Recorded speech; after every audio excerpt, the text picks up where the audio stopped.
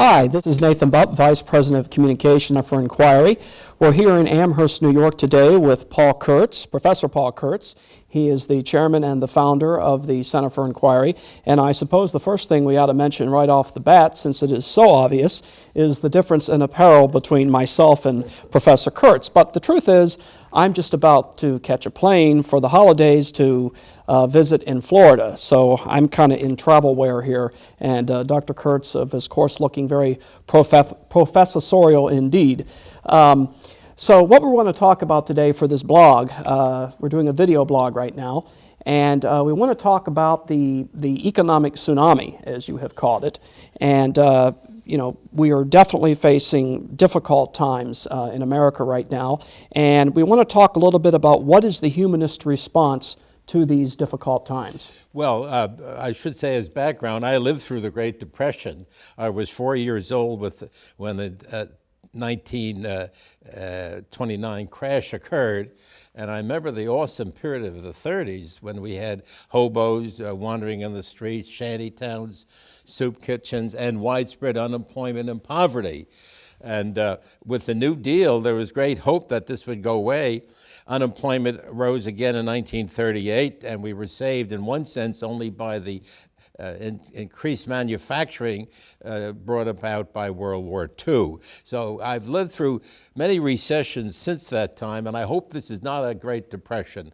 But unfortunately, it is a global tsunami, and I think it's based on panic and fear, and we all hope that we will come out of it. But I think we've learned a lot from this. The point is, first, socialist economies have been discredited. In the 30s, when I grew up, everyone believed, well, large sectors of the intelligentsia believed in socialism, government planning. And after the war, they stagnated and discovered the power of free markets. So there's no question that free markets are the engines of dynamic economic change. Even China, Vietnam, and other countries have adopted that. But now, what's happened here is the sudden discrediting of unlimited free market. So we have two principles: one, government, the role of government in the economy, and two, the unlimited free market, unfettered free market. And it seems to me, as a humanist, that we have to balance both of these principles. That's one point that I would make. You know, Obama made this comment about how the current economic fiscal crisis in the country is in many ways the final verdict on so-called trickle-down economics. Well, I don't know if there are any final verdicts, but is that what he said, actually? Yeah, trickle-down has been used, that you stimulate entrepreneurs and you give them tax deductions, and they will invest in the economy, and everyone else will benefit. And there's some truth to that, but it is overstatement.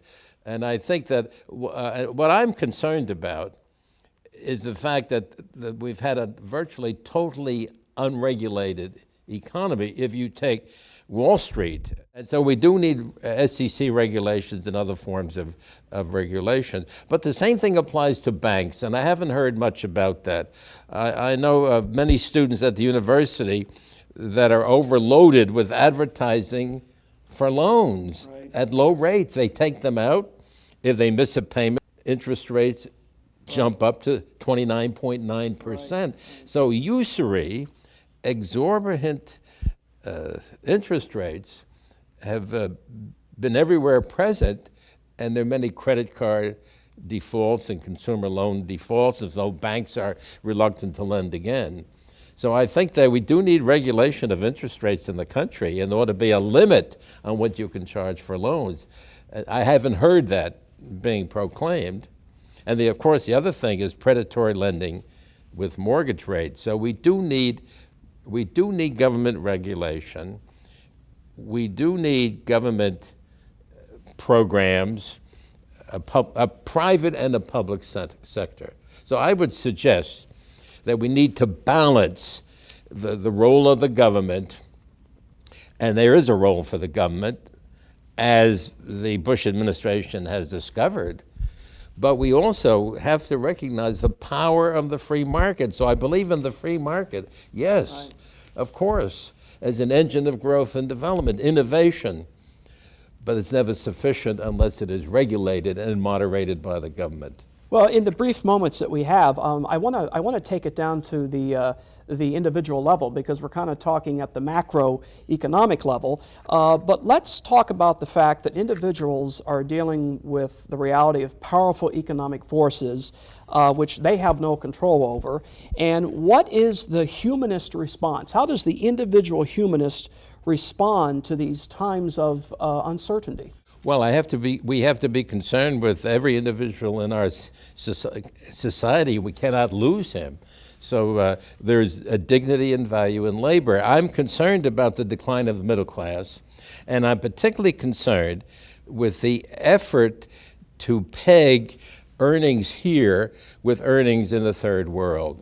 And so there is a demand. Well, people blame labor for the cost of an automobile, and they want to lower wage rates. But you know, the position of the American consumer, the American worker, is very important. And it seems to me we need to protect the individual and not demean or denude him so that his wage rates are the same as in a third world country.